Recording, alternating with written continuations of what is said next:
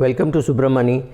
One question which I keep getting asked is, should I take a fixed mortgage for buying my house, or should I take a floating rate mortgage, what Americans call the adjustable rate mortgage, or should it be a fixed mortgage? I have always advocated taking a 20-year home loan. So whether you take a 20-year home loan or a 30-year home loan, even a 30-year home loan is available, especially for younger borrowers. I would still suggest taking a floating rate rather than a fixed rate. Why am I saying this? Simply because if you see over the decades, and I've been in the market since the 1980s. So in 1980, hold your breath, the government of US, the US government yields, bond yields was 18%. Let me repeat, 18%. From 18%, it has now come down to 1.25%. Do you understand what it means? It means if you had a perpetual bond which couldn't be redeemed for 100 years or maybe for 50 years, and it was paying you 18%, today you would be a multi-millionaire just because they paid you way ahead of what the current rate is, right? So that is the amount of benefit that you would have got. Now turn it on its head. The interest rate seemed to be softer going ahead, at least in India. So what happens when you talk to people like us? We have seen interest rates at 4-5%, going up to 15%, and then coming back to 5%. So when we see it at 5%, we tend to think, now it is the bottom and it will go up from now. That is not true. Interest rates will go up only if the people think, or the RBI also thinks, that inflation is high and inflation is going to be higher in the foreseeable future, and therefore interest rates have to go up. However, if people have no inflation expectation, chances are interest rates will not go up, it will only go down. From 5%, will it go down even lower? I don't know, but there is no reason why it can't go lower. Though of course currently we saw inflation coming in at 7.1%. So RBI may not drop interest rates too much. However, if you look at the historic data of US, etc., and India is heading there, inflation expectation is at an all-time low. Therefore, even when you're taking a 20-year home loan, home mortgage, you are better off taking a floating rate mortgage and not a fixed rate mortgage, right? So this is my view. Of course, I can go wrong. I have a complete right to go wrong, and I can go wrong after 10 years, if not after 5 years. Possible.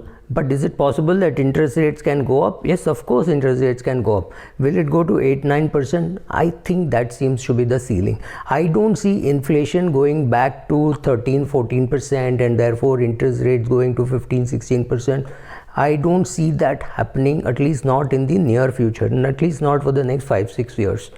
Beyond that, what will happen, what can happen in the world, we do not know. But the US is any indication, we have seen a 40-year bull run for bondholders, but of course not for the new subscribers. For them there has been no great, which also means if you are a retired person living on interest, the warning is you must hold some equity because interest rates are not going to be so high.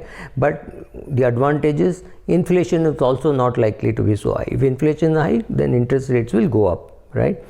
So therefore, again coming back to adjustable or floating rate, what sells? See, what happens is, if I am a mortgage company and I want to sell something to you, how do I sell? I sell on fear, right? That's the easiest way to sell.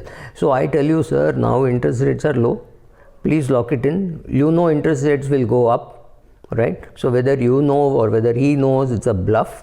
But he will tell you that interest rates will go up, so please lock it in and please take a fixed rate for next 20 years or 25 years, whatever is the loan tenor that you're taking. For decades, they have used this and told you that if interest rate goes up, what will happen to you? आपका हालत ख़राब हो जाएगा. Don't worry, there are inbuilt ceilings on as to how much it can go up. Don't worry at all. Take a floating rate, and remember, after 5-6 years, constantly the amount of EMI that you're paying is reducing the principal very well. So after 7-8 years, if interest rate were to go up, and remember, you will be paying interest on a lesser principal. It is also possible that in the meanwhile your portfolio has done well, you've got some ESOP, etc. You can use that to repay the mortgage, right? You prepay a little bit, then your EMI will not go up, right? So don't worry, remember that your principal is being repaid as much after 4-5 years. Initial periods, yes, I agree that you will be paying more interest, but if interest rate do go up after 6-7 years, don't worry at all. You will be paying less EMI because the principal would have gone down quite a bit, and which means for 5-6 years you would have paid lesser interest on the principal when the principal was high, and when the principal goes down, the interest rate goes down, absolutely no problem. Maybe you prepay, or your income would have gone up enough that you don't have to worry about it. So don't be scared by the mortgage guy telling you sir ये आप गलत कर रहे हो, आप floating rate मत लो. Anyway, I don't think any lender today wants to give you a 20-year fixed rate. So 20-year fixed rate is not available. Even if they give you a fixed rate, they will give you a fixed rate for a lesser period. So just banish the thought. So as I said, the interest rate is the long-term trend is it will go lower because inflation expectation is lesser. How can mortgage go up? How can the interest rate go up? Simply because if the government overspends and government runs a huge deficit and government behaves very irresponsibly, that is very unlikely to happen in India, very unlikely to happen in US. So India is being watched. There are a lot of FII investments, there are foreign investments. So I don't think India will behave very badly on the financial side, and so that I don't think you need to worry about. So unless the government prints notes excessively, remember, even if that were to happen, you have a huge advantage that your real estate prices will go up. So maybe you will sell off this house and buy a smaller house or something like that, but I don't think you need to worry on that ground at all.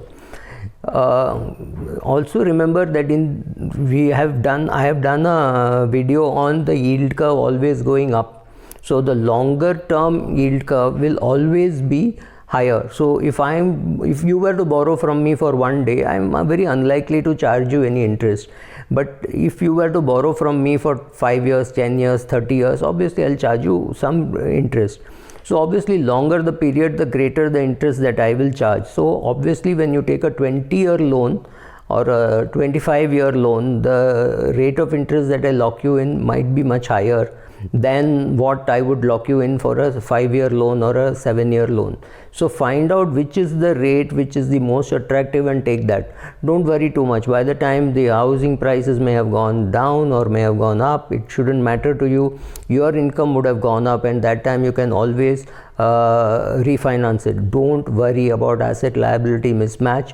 So lock it in at a higher rate maybe, but not for more than 5 years or 7 years. By the time you can see what is to be done, but largely floating rate with ability to repay faster is much better, because after some time, if you do think that you want a bigger house, you can always repay this loan and buy a bigger house. So that should not bother you at all.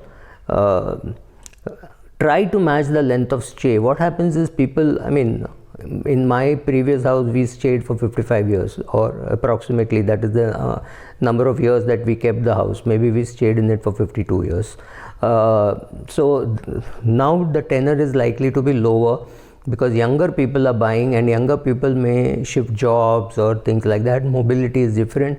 So among all my cousins, I know that many of them have lived in 40 years, 45 years in a house, but I think the number is only falling, it is not increasing. But if you think you're going to live in that address for 15 years, don't take a loan for more than 15 years. Yes, if you can't afford the EMI, go up to 20, but I've done another episode saying there is a 3, 20, 30, 40 rule which says your mortgage should not be more than 20 years. So that is what you should be targeting. Don't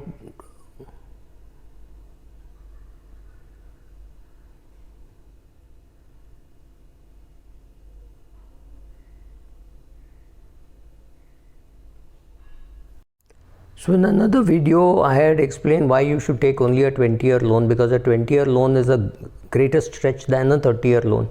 The 30-year loan and the 35-year loan look more attractive, but actually it is a 20-year which is ideal. In fact, as less as possible, because you will be paying more interest in the longer term loan. In absolute terms, you will be paying more interest when you take it for a longer period. Therefore, I am suggesting that you take a lesser period, because it will bring in more financial discipline, it will tighten you. However, if you are a very good investor, maybe you should take a 30-year loan and very aggressively invest the balance, because there's a good chance that your investments might give you slightly higher return than what your mortgage costs.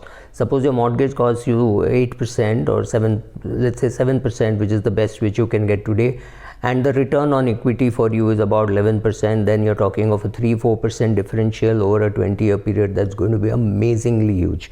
Somewhere in between, if you make a big windfall gain, I would suggest that you take some money out and repay the mortgage, so that if interest rate were to go up later, you will be able to pay lesser interest, even if because you have repaid the principal.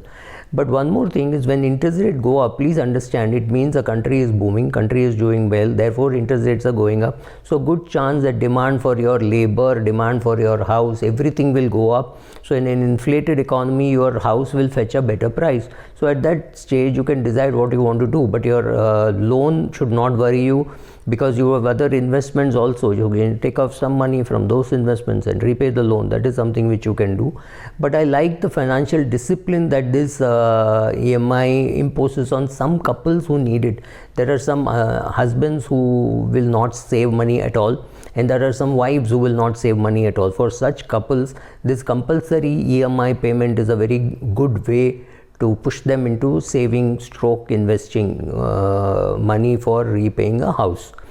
Remember, you are understanding what is happening, you are watching what is happening. If you think interest rates are going up, you can always turn some money away from your investment into your home mortgage payments, right? So I don't think that should bother you. And if you think the differential between a 20-year and a 30-year is not much, why don't you sit and calculate and see how much is the difference of interest that you are going to pay. Also remember that when you take a 30-year loan, you will have to be taking a term insurance for 30 years, because in case something were to happen to you, that loan will have to be repaid. So the 30-year term insurance is more expensive than the 20-year term insurance. So everything goes up with a 30-year loan than with a 20-year loan. Don't be tempted with a 30-year loan. Take only a 20-year loan and take a 20-year floating rate. So calculate the difference between the 20-year and the 30-year, and you will come back to my conclusion that it is worth taking a 20-year loan. Sit down, calculate your mortgage. Definitely interest rates are low, perhaps headed lower. I am not sure about that. But if last 2-3 years, if you have not refinanced your housing loan, there is something wrong. You should refinance at least now. Even if you have only 5 years to go or 6 years to go, don't be so lazy. It is worth doing it, because your lender is not going to come to your house and say please refinance. That is your job, to go and ask him to reduce the interest rates. If you have a 50 lakh loan, paying 5,000 rupees for refinancing it or readjusting it doesn't really matter. You should do it. Thank you.